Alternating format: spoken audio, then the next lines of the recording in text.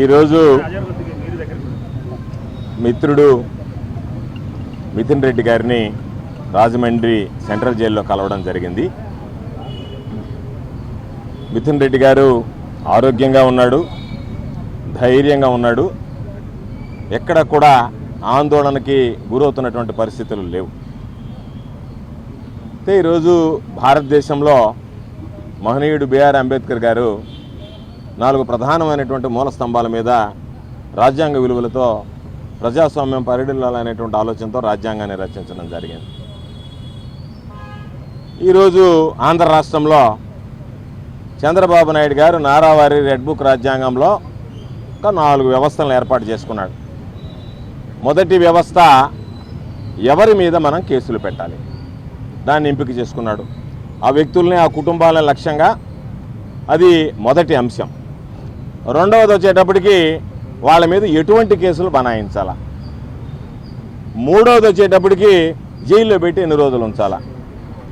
నాలుగవది వచ్చేటప్పటికి అనుకూల మీడియా ద్వారా వాళ్ళని ఏ విధంగా జనాల్లోకి ఒక తప్పుడు సంకేతాలు పంపించాలి.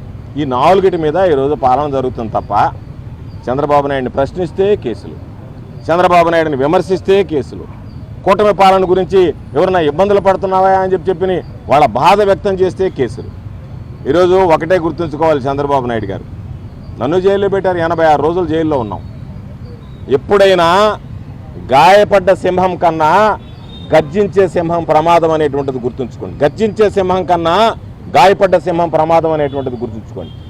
కాబట్టి మీరు చేసినటువంటి ఈ పనుల వల్ల మీ శాడిజం లేదా మీలో ఉండేటువంటి ఏదన్నా కోరిక తీర్చుకోగలరేమో తప్ప ఎక్కడా కూడా మాకున్నటువంటి ఈరోజు మిథున్ రెడ్డి గారికి ఉన్నటువంటి మానసిక స్థైర్యాన్ని, పెద్దిరెడ్డి గారి కుటుంబానికి ఉన్నటువంటి విలువల్ని మరింత పెంచేటువంటి విధంగా ఉంటాయి తప్ప ఎక్కడా కూడా మీరు అనుకున్నటువంటి విధంగా పాపం మీరు పైశాచికానందం పొందాలని జైల్లో ఇబ్బంది పడితే, వెళ్ళి పాపం పోయిన దగ్గరలా మిథున్ రెడ్డి గోడు వినిపిస్తే దాన్ని మేము బయటకు వచ్చి మాట్లాడితే విని పైశాచికానందం పొందాలనేటువంటి మీకు పాపం ఇబ్బందికర పరిస్థితులు ఏర్పడ్డాయి. వాళ్ళు ధైర్యంగా ఉన్నారు, ఆరోగ్యంగా ఉన్నాడు.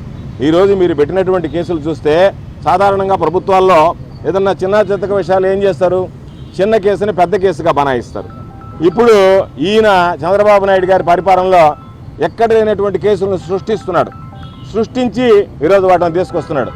అది మనం చెప్పడం కాదు, చంద్రబాబు నాయుడు నోటుకుండానే వచ్చింది. ఏమన్నాడు, మీరందరూ నన్ను ఇప్పుడు సిబిఐని చూడరు, 95లో సిబిఐని చూస్తారన్నాడు.